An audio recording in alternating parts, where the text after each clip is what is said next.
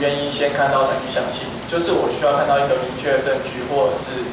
我要看到我有成功的经验，我才会去做这件事情，去试这件事情。因为我觉得，在我不知道有明确的证据，或者是我没有成功之前，那件事情对我来讲太多的未知因素，或者是不安定的因素，而且在这个过程中，因为有太多的因素会让我暴露出自己的缺点、弱点或是懦弱，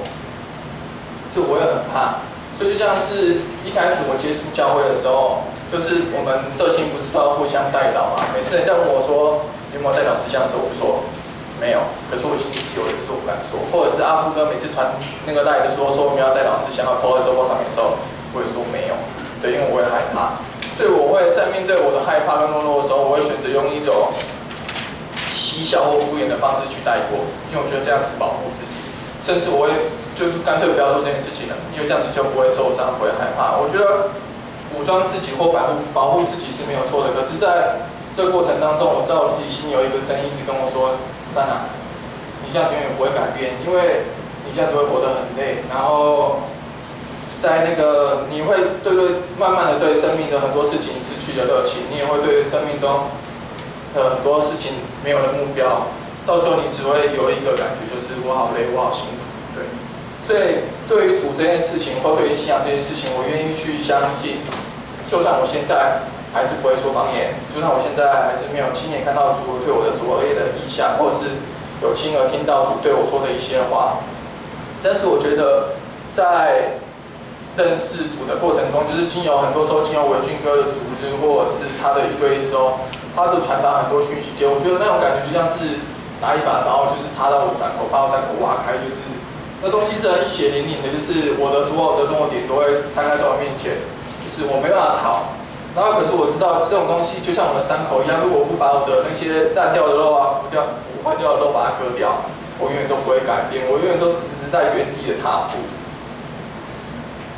然后很感谢主，对。然后之后我觉得在认识主之后，我觉得在很多时候，觉得在我生命中面临到改变或突破的时候，我都比较不会有抗拒的心，因为我觉得主都把最好的给我们了。然后他对我的一些祈求，可能在我眼中是很大的，可是在他的眼中是一些微不足道的事情，因为我们是独一无二的，所以他为我们每个人都安排了每个人该走的道路，所以我们不会觉得我们的失败是没有意义的，只是充满着很多负面情绪的。因为我知道，其实我们的生活中争取一个人，或者是考试考100分，或是赚很多钱，这些事情都是短暂，或是会随着我们生活的改变，或随着我们成长而变的。因为那个东西只是一段时间的，可是追求主的认同的时候，比较不会孤单。因为你在追求100分的时候，谁能帮你考100分？是你自己。你要挣大钱，谁能帮你挣大钱？你是你自己。你要追求一个认同，只能靠你自己。所有东西都只能靠你自己。你是很孤单的，压力很大的。可是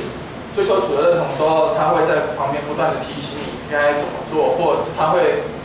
鞭策你说：“你这件事情做的不对，你应该怎么做才会走到我想要指引你的方向？”所以你不会觉得你会孤单，或是没有依靠的。对，然后这就是我的见证分享。然后最后一段经文想分享给大家，就是箴言的第13章的24节，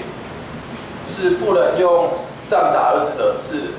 恨恶的，疼爱儿子的随时管教。因为我觉得人的一生当中都充满着很多的批评跟责备，可是当我们以前在面对很多批评的责备的时候，我们唯一的